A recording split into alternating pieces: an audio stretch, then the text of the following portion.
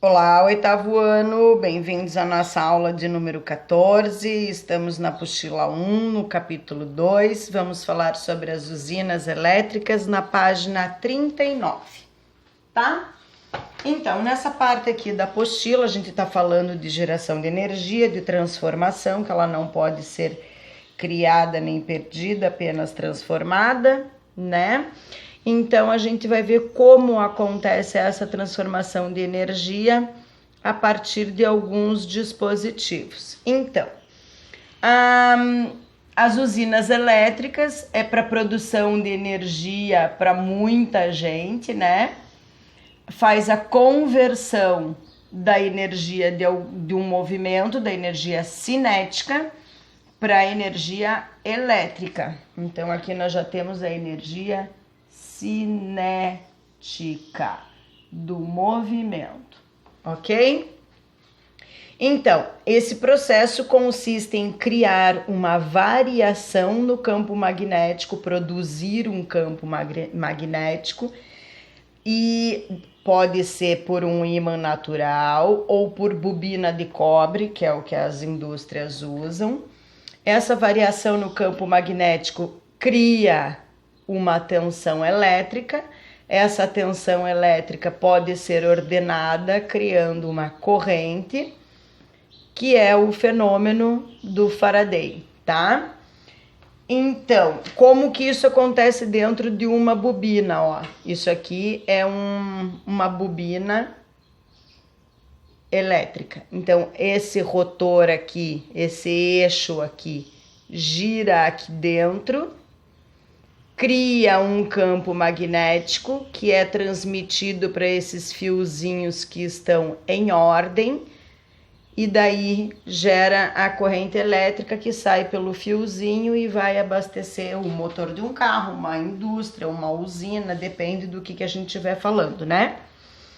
Então,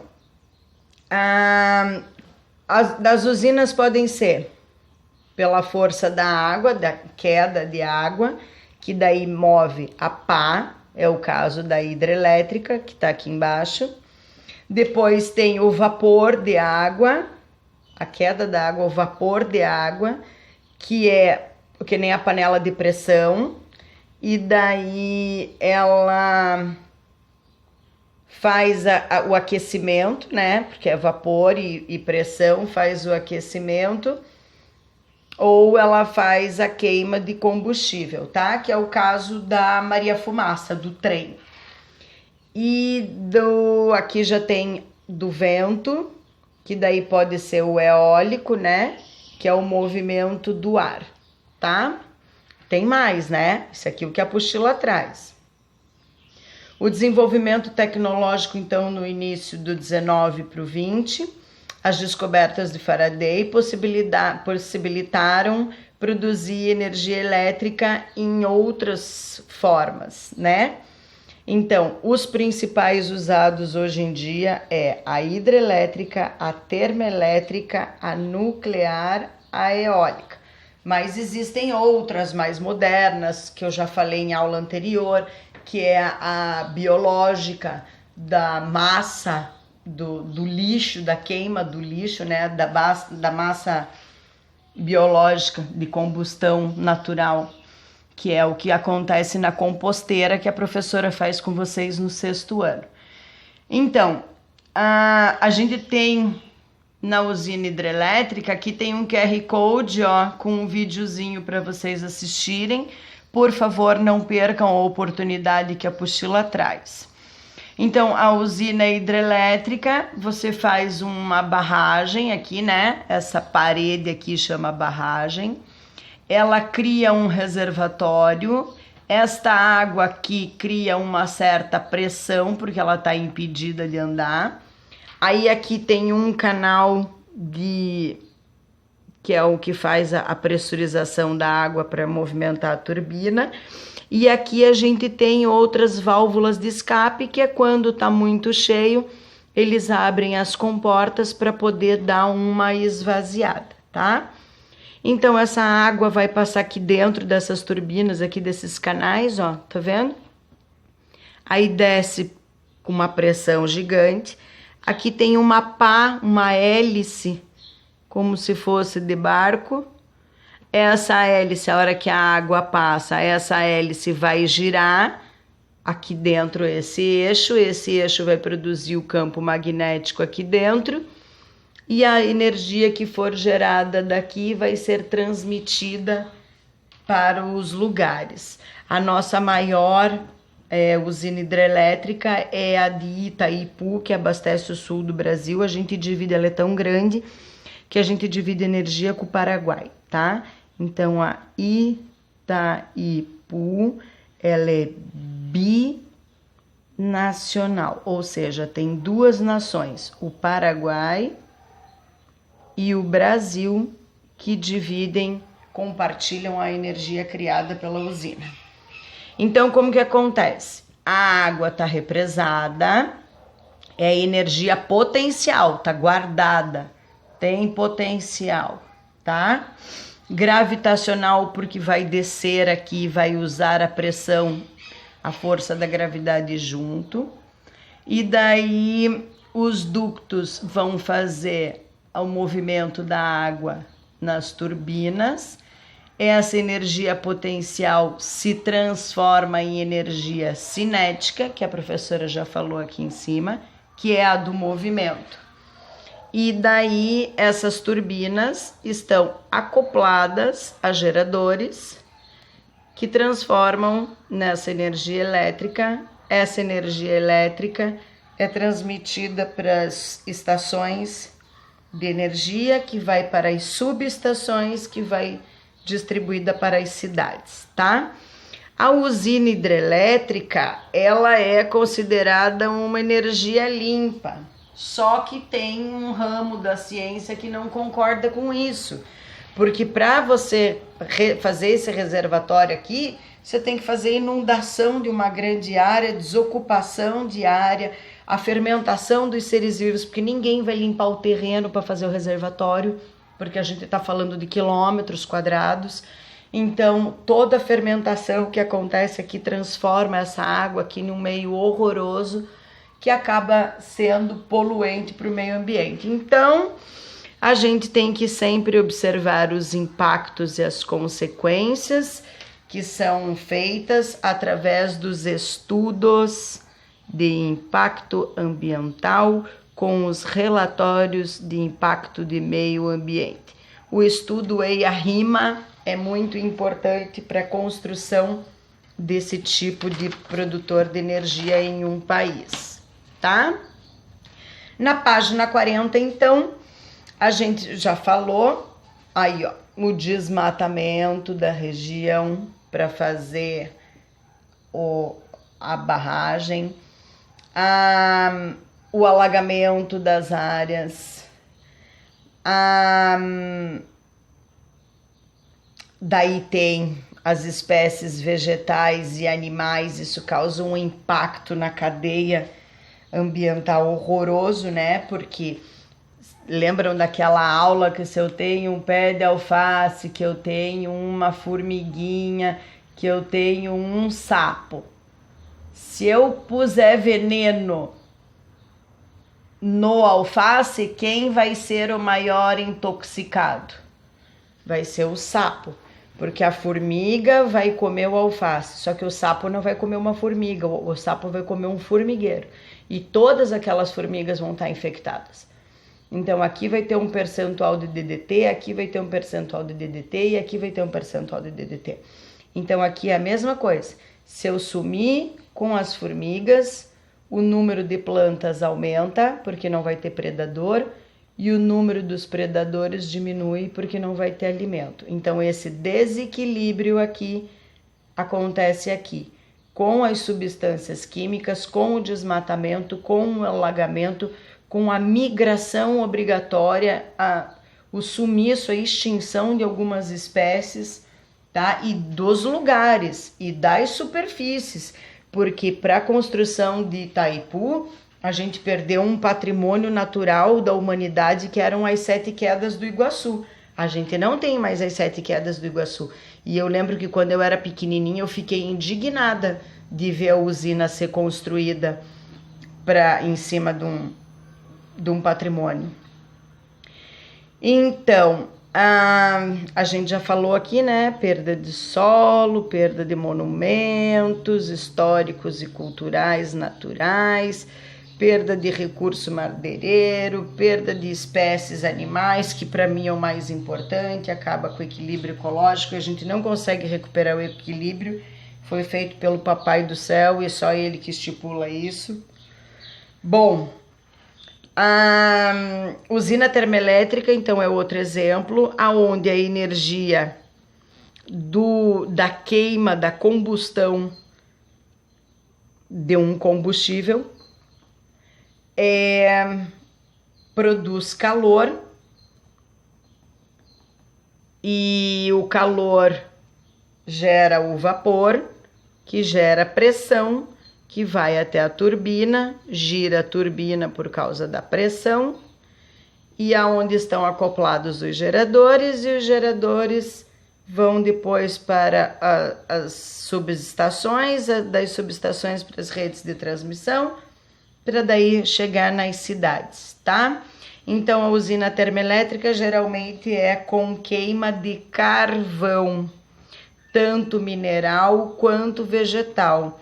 E só pelo fato de ter queima, a queima já é sinônimo de produção de dióxido de carbono, que afeta, altera, aumenta, acelera o efeito estufa, tá?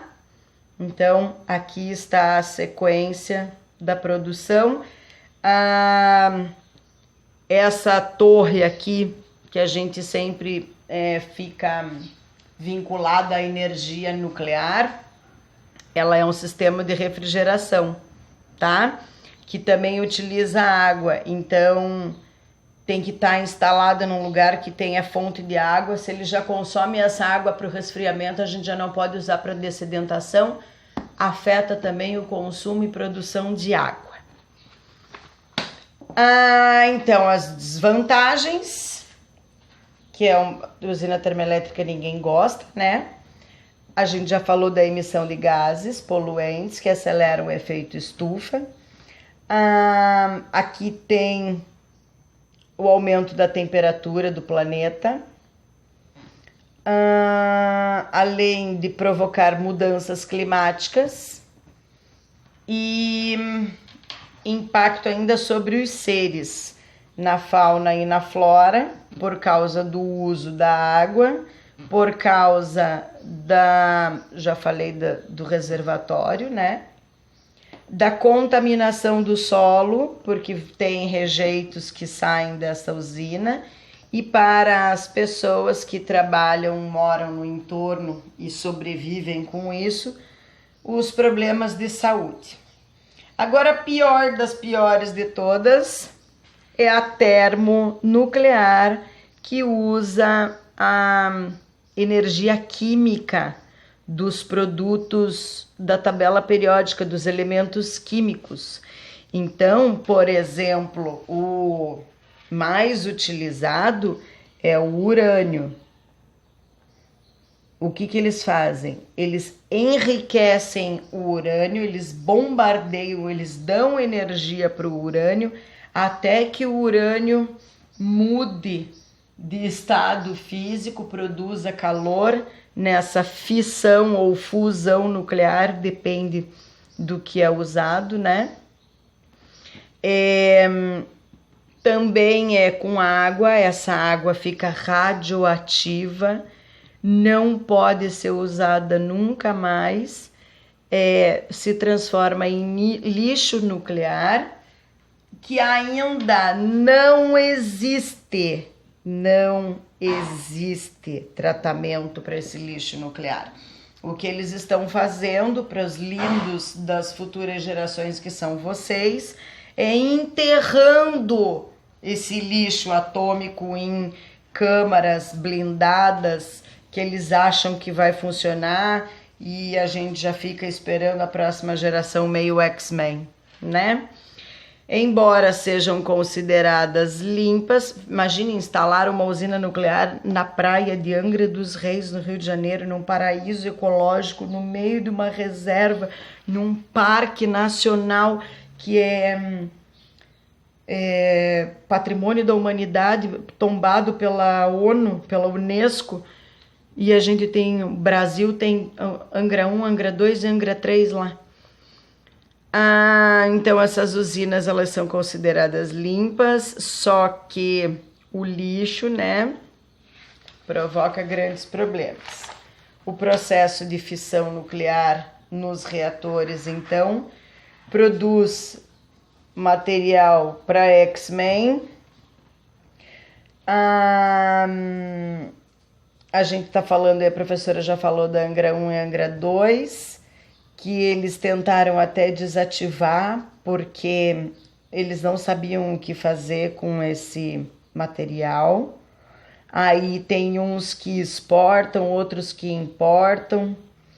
Aqui, ó, ocorreu um desastre na Ucrânia em 86, que foi a explosão dos reatores da usina de Chernobyl e matou uma galera.